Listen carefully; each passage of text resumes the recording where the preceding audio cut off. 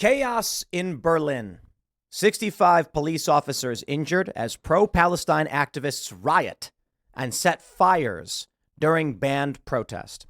I'm not a fan of the idea of banning protests, and we've heard this in more than one location.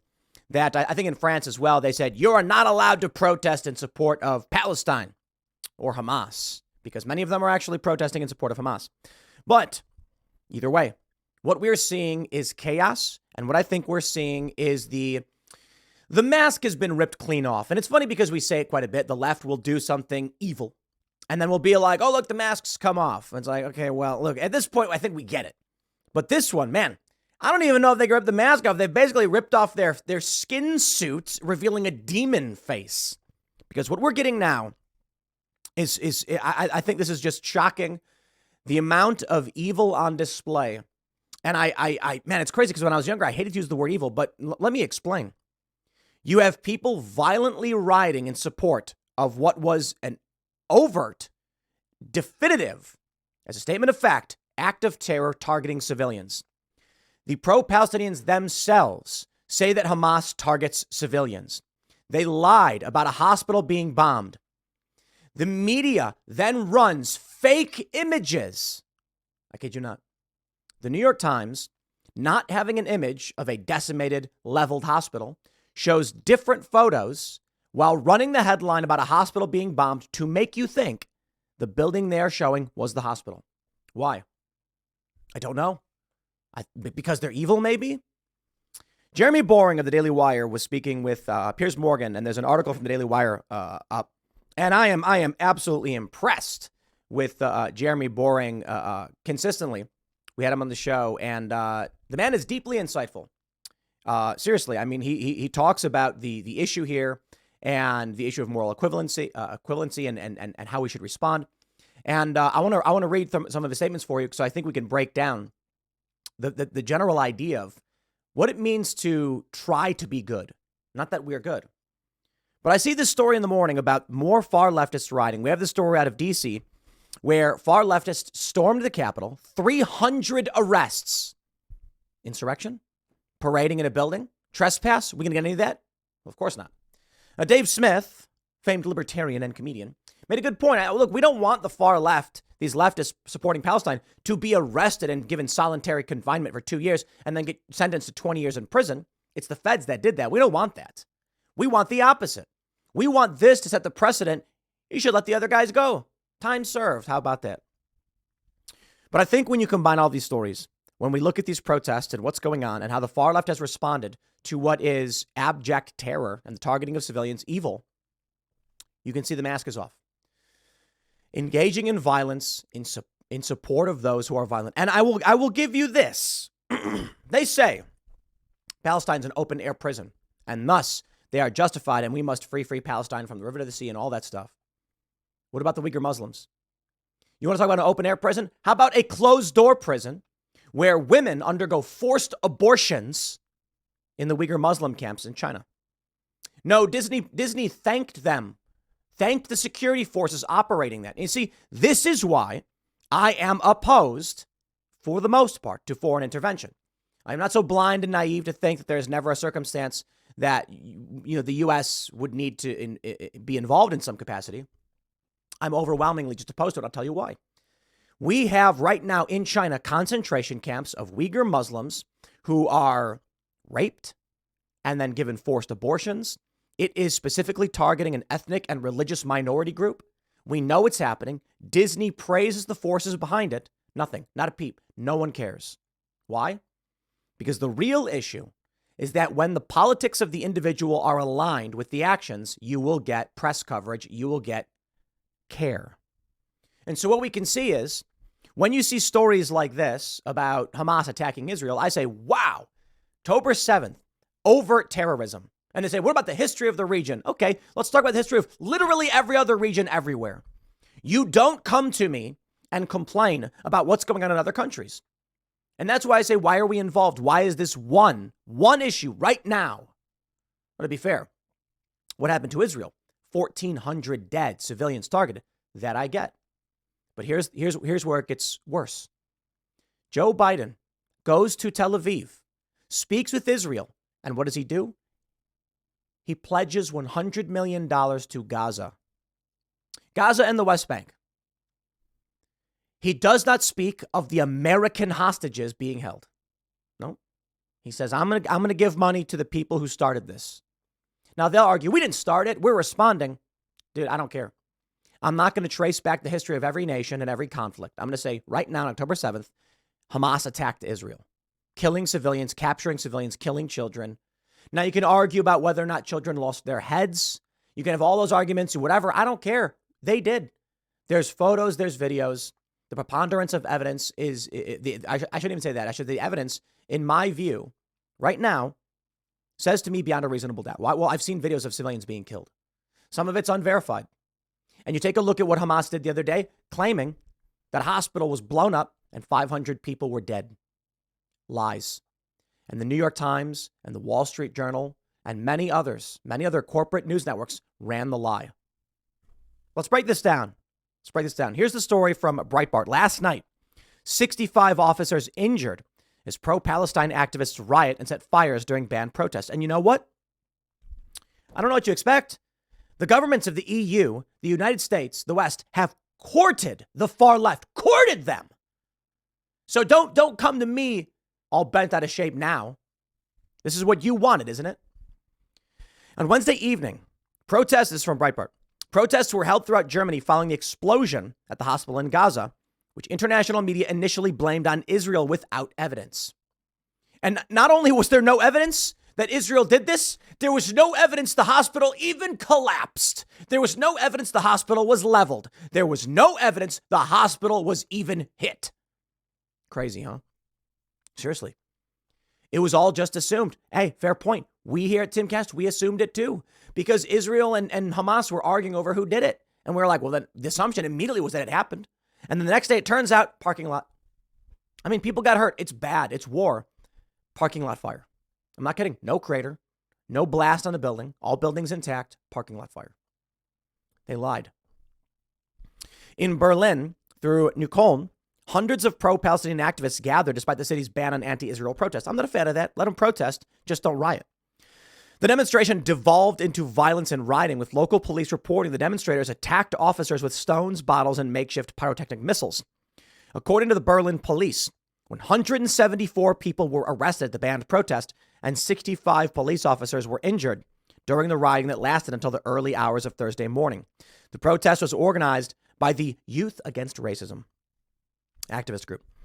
You know, I think it's funny. I mean, this stuff's happening all over the world.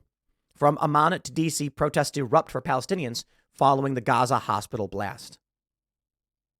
We live in a world of darkness, my friends. These people, abject evil. We seek to understand to the best of our abilities. This is science, right?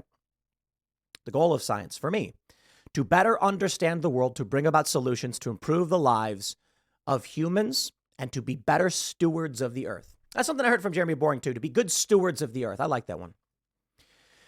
So we need to know what the facts are. With these protests here, it's not a question of morals or facts. It's a question of nihilistic destruction. That's it. I'll tell you right now, you can argue all day and night about the history of the region. Should we go back to the nation of Judea? When do we decide when people were displaced and deserve their land back? Who stole what land from who? The people in Gaza right now, they're talking about losing their land in 1948. How many of those people were alive back then? And you can argue it's recent history, fine, but it's war. War is bad. We try to minimize it. And I can tell you this right now. I'll ask everybody, if the security barriers around Gaza were removed right now, and Israel said to the people of Gaza, please, free movement, what would happen?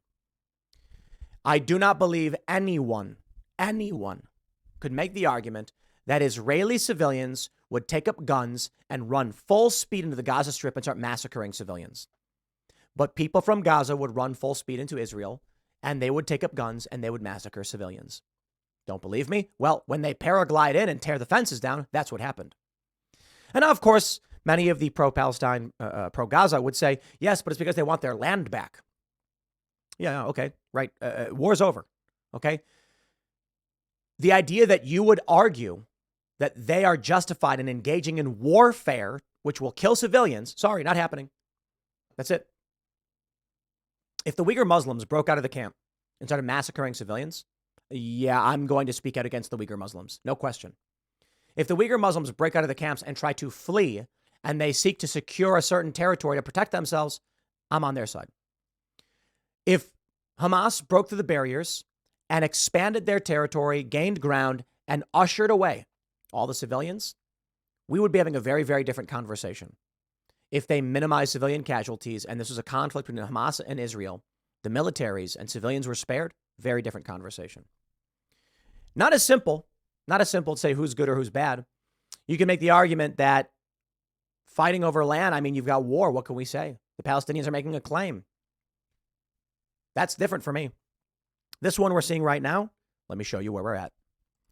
300 protesters pleading for a ceasefire were arrested on Capitol Hill, organizers say. The New York Times is an evil organization. It is a skin suit worn by evil people masquerading as journalism. Don't believe me? I've got the tweets. Michael P. Sanger. I'm not familiar. I don't know who's this. Author of Snake Oil, How Xi Jinping Shut Down the World tweets. Yesterday, when the New York Times published a fictitious story from Hamas about Israel bombing a hospital, the New York Times used a picture from a completely different location to make it look like a picture of the hospital that was destroyed. Astonishing disinformation and journalistic malpractice. No, I'm careful here, right? It's a screenshot. I don't know if it's real. I'm just assuming that it is. But I'll tell you that. I believe that it is absolutely likely, because we've seen this numerous times. It is true. The New York Times does these things. You take a look at this image. It says Israeli forces again bombarded Gaza with airstrikes on Tuesday, including the southern cities of yada, yada, yada. Israeli strike kills hundreds in hospital, Palestinians say. And then they put a photo of a different building because they wanted you to believe that what the Palestinians said was true. Was it true? No. It is absolutely. Well, I should calm down. Based on the evidence we have so far, from satellite, from drone imagery, from footage from the site, from numerous angles and numerous individuals, parking lot fire, hundreds did not die. But wait, there's more. The Wall Street Journal. I'm typically a fan of the Wall Street Journal. Blast at Gaza hospital kills hundreds. Fake news. That's crazy, right? And now we have this. The Wall Street Journal runs this story the next day. U.S. experts say evidence suggests Palestinian militants rocket hit Gaza hospital. It's almost like the Wall Street Journal didn't want to retract their overt lies. Failure of journalism. So instead of saying, whoopsie daisies, we got this one wrong, sorry about that, what they should have said is, with the deepest remorse and regret, we apologize for believing Hamas. And this is the world we live in and what people need to understand about the far left. You and I think that who we are just regular people trying to figure out the world. We don't know what is absolutely true. There are certain things we think are good and bad, and we are trying our best to understand the nature of what's happening in our country and around the world to solve these problems and bring peace so that people can live peacefully and successfully with their families. And that means when it comes to war and conflict, when it comes to the culture war and American politics, we need the truth. Because what we're trying to do is adjudicate to the best of our abilities. Two people stand before us. One person says, they attacked my hospital. I say, oh, did they? That's really bad. They shouldn't have done that. What did you say? No, we didn't. They bombed their own hospital. Okay, well, here's what we don't want. Civilians shouldn't die. If the argument from both sides is civilians died, then clearly the solution here is minimizing civilian casualties. Let's figure out what happened here so we can do just that. As it turns out, one person lied to us. Hospital wasn't even hit. One person was wrong. They assumed the hospital was hit. And the media ran the lies of the people who claimed the hospital was blown up, was leveled. They claimed leveled. That's crazy. They said leveled. Why? I don't know. Maybe because the New York Times ran fake photos. I mean, they're real photos, but they're not photos of the actual site. And that's something I noticed right away with this story. when we had a super chat on Timcast IRL and someone said Hamas's rockets could not level a hospital. They're not strong enough. It had to have been Israel. I said, was the hospital leveled? I didn't see that. Is that what happened? People just said it. They believed it. They pushed the lies. There's a big super chat too. And maybe this individual was just wrong and really thought that's what happened. And the next day we see parking lot fire. No blast crater. What likely happened? Hamas firing rockets in civilian territory over civilian structures. One of the rocket's propulsion systems malfunctioned, causing it to sputter out, dropping its propulsion system in one area, small explosion, and its payload on the hospital, larger explosion. Did not kill hundreds. But this is what you'll get. And for this now, you have Harvard students doubling down. And I'm glad. Good. The culture war is heating up over this. And I'm glad it is. It's time to put an end to the abject evil that is modern American leftism. And I don't mean the typical liberal. A lot of liberals are coming out right now. It's amazing to see Ted Lieu on the right side of this one. I find that fascinating. Saying like Hamas lied and the media just believed all of it. Yeah. Uh-huh. The corporate press is the enemy of the people. These abject lies, overt lies, to sow discord and chaos, to support evil people who killed civilians. They say Israel killed civilians. Yeah. All right. Where's this? From the Daily Wire. I saw this article. Moral equivalency is nonsense. Jeremy Boring shreds Piers Morgan's guest attacks on Ben Shapiro. Wow. Absolutely brilliant. And Jeremy Boring breaks down masterfully and brilliantly where we're at. Let me read this for you. And I'll be the first to say I've been lightly critical of Ben. I wouldn't say harshly critical because I mostly agree with him. I just think, and I respectfully understand why he's as agitated as he is. He's very, very passionate about this. He was there before the attack happened. He has family and friends there. Totally get it. And it's almost meaningless for me to be like, if Ben lowers the temperature a little bit, he might be more effective. It's like, how do you tell someone who's witnessing their friends and family, their communities being attacked and massacred, like to calm down? So it's like, I think logically, it's like you can be more effective here, but sympathetically, I'm like, I totally get it, man. I totally get it, right? Daily Wire co-founder Jeremy Boring responded to criticism of his colleague Ben Shapiro by Egyptian comedian Bassem Youssef on Piers Morgan's show Uncensored Tuesday night. Bassem Youssef came on, sardonically said he agrees with Shapiro so that he would avoid being called a terrorist sympathizer, before falsely accusing the Daily Wire host of wanting Israel to kill everyone in the Gaza Strip. You see how they lie? I just can't stand these people, dude. I try to steel man and give as much leeway to my political opponents as possible. And they lie all the time. It's so annoying. And at a certain point, it's just like, okay, we're dealing with evil. What do we do? I think it's just time to stop giving figurative quarter. Stop giving them the benefit of the doubt. He said his solution was for Israel to annex Gaza and kill as many of SOBs as possible to make sure it'll never happen again. Youssef said before falsely claiming that Israel killed 500 people in an airstrike on a hospital. You see how they lie? So my question to Ben Shapiro is, how many more SOBs do we have to kill before he's happy? Because the implication from Bassem Youssef is that Ben Shapiro is saying target civilians. He's not. Morgan pushed back on Youssef's accusations against Shapiro, saying the comedian was conflating different interviews. And he played a clip of what Shapiro actually said, calling for targeting Hamas. All these leftists say Palestine is not Hamas. Okay, then you should have no problem with Israel sending, strike forces into Gaza to execute Hamas leaders. Is that what you're arguing for? AOC basically called for that. No, they wouldn't want that. They'd say, no, don't do it. Don't invade. Okay, so then airstrikes.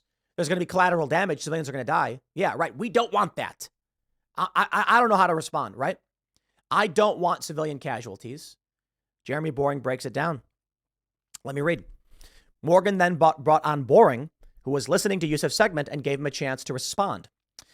He says, well, first of all, I make it a point not to speak for Ben Shapiro. He's got 20 IQ points on me and speaks for a living professionally, so he's much better prepared to defend himself. But as his business partner and his best friend, I do feel I have to respond to the things that Bassem was just saying. With all due respect, I got to be honest. I think with respect to Ben Shapiro, Jeremy Boring's answer was top notch. You know, he can be humble and say Ben's got 20 points on him. I think his response here is it's just better. No disrespect. I'm just saying, Jeremy. He says, first of all, the question of how many SOBs have to be killed to end this conflict, I suppose that the answer is as many of them as it takes. That doesn't mean that I or Ben or any decent person in their right mind is happy with the killing of civilians. I posted at the very beginning of this conflict that a woman or child blown apart in Gaza is just as tragic as a Jewish baby killed in one of the settlements. That doesn't mean that Israel's actions or the actions of Hamas are morally equivalent. The tragedy is a tragedy, but the moral equivalency is nonsense. If you entered Israel with the express purpose of targeting and murdering civilians with your own hands in cold blood, that is not comparable to Israel bombing targets in the Gaza Strip and killing civilians as a terrible, tragic consequence. War is terrible. War is an awful thing. That's why decent people do not lightly engage in war and why Hamas should not have incited this war. You know, we could talk about the history of the Israeli conflict. I'm not a professional political commentator. I'm a CEO, I'm a screenwriter, and I'm certainly not Ben Shapiro. I'm not here to talk about the history of the Israeli-Palestinian conflict, but we all saw what happened on October 7th. And the idea that Israel was not going to react severely to that, or that Israel should not react severely to that, is ludicrous. The idea that Ben Shapiro should be moderating his voice, that Ben Shapiro should be saying what? No, Israel should not respond to the situation. That's nonsense. Brilliantly put. Nobody wants civilians to die. I think we absolutely must remain critical of Israel when they strike targets in Gaza that result in civilian deaths. Why? I'm not saying I have a better answer. I'm saying we as decent human beings must always lament the death of civilians, innocent individuals caught up in the crossfire. But all I can say is this is war. We don't want it to happen. And the left and the pro-Palestinians say they're under occupation and they started the war. The war would stop if Hamas stopped firing rockets into Israel. I absolutely believe so. I'm not going to be an expert on this. The problem is they want from the river to the sea. They want the entirety of this territory and they will never stop.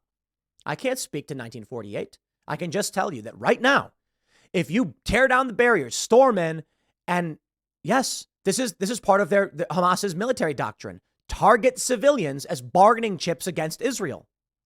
If that's your strategy, then expect your leadership to be decimated. And just because Israel has the power to do so doesn't make them evil in responding to the attacks. But I will say, I absolutely will remain critical of the killing of civilians. Even if Israel argues they had no choice or they gave warnings, doesn't matter. I'm not saying that one side is right or wrong, or I'm absolutely condemning Hamas. But the point is this. If at ever a point arises where we excuse the killing of civilians, then we have entered a darkness in which you're not coming back from. We do not excuse the killing of civilians. We don't. I don't. You can do whatever you want, but I absolutely condemn it while understanding why Israel is targeting Hamas. What's the alternative? Ground invasion? Israel's been warned against that. A lot of people say, you're just taking Israel's side on this one, blah, blah, blah. And I'm taking the side of right now, as of October 7th. I can't speak to before, during, or after. There is no justification for storming into a music festival and killing civilians, shooting people in their car as they drive up to the gate of their kibbutz, and arguing that settlers are not civilians. That's evil. Again, if Hamas tore the barricades down and then sent out a bunch of guys with guns and secured territory outside of Gaza and says, we are returning to our land, I'd be like, wow, that's war, territorial dispute. They minimize civilian casualties, and then a war broke out between Israeli soldiers and Hamas. Very different conversation. I'd be like, man, war happens all over the world. Instead, Hamas said explicitly they will target civilians and capture them. It was a target of opportunity. Okay, you crossed the line. And then we had Max Blumenthal on who said, well, that's their only option. Dude, I'm not playing that game. It's not. Let me read more. Morgan asked Boring what he thinks proportionate response would be to the atrocities committed against the Israelis by Hamas. And Boring responded, no moral person could possibly call for a proportionate response, saying, well, first of all, I don't know what a proportionate response is or why we would want it. I suppose a proportionate response would be for 3,000 Israelis to go through the fence, gun down innocent Palestinian women and children, burn their bodies, burn them alive, take hostages, rape their women. No one wants a proportionate response. No moral person could possibly call for a proportionate response. It's a fair point. Here's the issue. Right now, I believe the numbers are such that more civilians in Palestine have been killed than in Israel. So the issue is Israel's response has been more destructive, and thus there's calls for a ceasefire. That's why I say we must remain critical of Israel, no matter what. I'm not without condemning or condoning a response. It's war. Of course they'll respond. Totally get it. And I'm just saying collateral damage is bad. That being said, Hamas intentionally targets civilians. Israel, it's collateral damage. Both are bad. The intentional targeting of civilians is evil. Collateral damage, that's tough to say. I'm sorry, but it is. It's tough to say. I do not expect Israel to sit by as rockets are being fired into Ashkelon and Tel Aviv and these civilian areas under the guise of this religious or, multi-generational war. It's war. The left is going to make the arguments that Hamas wants their land back and they're fighting a war and they're under occupation. Okay, you're not going to win that argument with me. I'm sorry. Peace begins with, look, I got to be honest. Sometimes there's a surrender. I can understand. If our country was occupied and 70 years later, you had Americans being like, we will restore America to its borders. Totally get it. At a certain point, though, you lose. There's a lot of questions about how you answer this. And the truth is, I don't think there's an easy answer. What I can say is Hamas started a fight where they targeted civilians, and these are the repercussions. If I'll put it this way, bank robbers storm into a building and start shooting people. The security guards return fire, and in the process, several civilians are killed. Who do we blame? You blame the robbers. That's it. I don't know what to tell you. Jeremy Boring says, the purpose of war is to defeat your enemy. The West has, in my lifetime, forgotten the purpose of war because the true cost of war is so terrible. The last time the West engaged in war and won was World War II, and they did it through incredible brutality. They did it by bringing their enemies to heel. That's not a thing to rah-rah about. That's not a thing to look forward to. As I said, all decent people should avoid war. But I think the sort of lie of the post-World War II, the post-war consensus lie, is that somehow war in which you kill a bunch of people and don't secure victory is morally superior to a war where you do secure victory. I would say that the only way to morally justify war is to win it. Otherwise, your very argument that brought you into the war, this enemy must be defeated, ends up being proven a lie. There are no easy answers. And everybody wants us to come out and just keep taking the position where we're like, oh, yeah, Israel was wrong to do anything. I'll tell you this. I don't see reason for us to be involved in any of it. If the U.S. wasn't involved, Israel would not exist. I genuinely think so. Then there's the Samson option, in which they would use nuclear weapons to secure their existence if they were going to be invaded or wiped out. It's not easy. I don't have the answers. I can only tell you that in the real world, there's no easy answers. There are simple moralities. If you are the aggressor who targets civilians, you will be dealt with. And there will be repercussions, that unintended consequences, collateral damage. Collateral damage is not the intentional killing of civilians. It's that civilian structures and civilians die when militaries retaliate. It's the age-old question. If a butterfly was trapped in a spider's web, would you free the butterfly? Serious question, would you? Some people say yes. The butterfly is beautiful and it's going to be killed by the spider. But does not the spider have the right to live as well? And the spider eats the butterfly. And so there's no right or wrong answer. You decide your moral line. When I was younger, I learned this lesson. Would you free the butterfly? And then I said yes. And then I was asked, but what about the spider? Should the spider die? The spider hunts to survive. Taking its food away and destroying its web, you're hurting it. Why?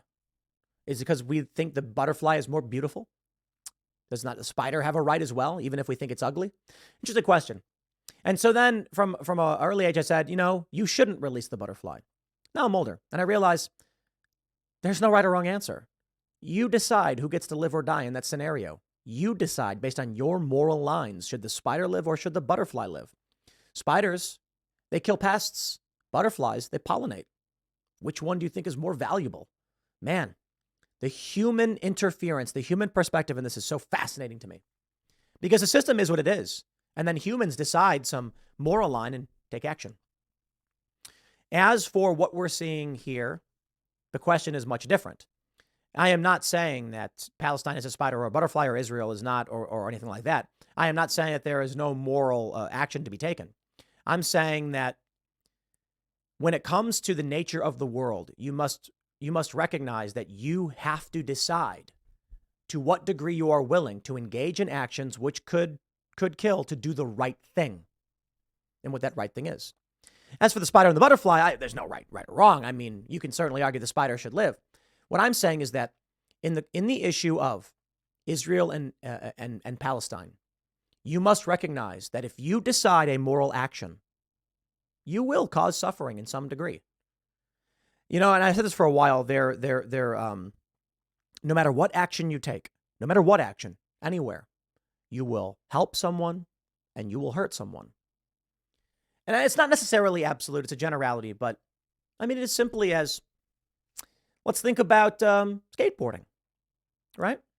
How does that help or hurt anybody? Well, let's say that you want to engage in the culture and you go to the skate park. And as a participant of that park, which received $400,000 in city or state funding, you are enjoying yourself and your life is getting better.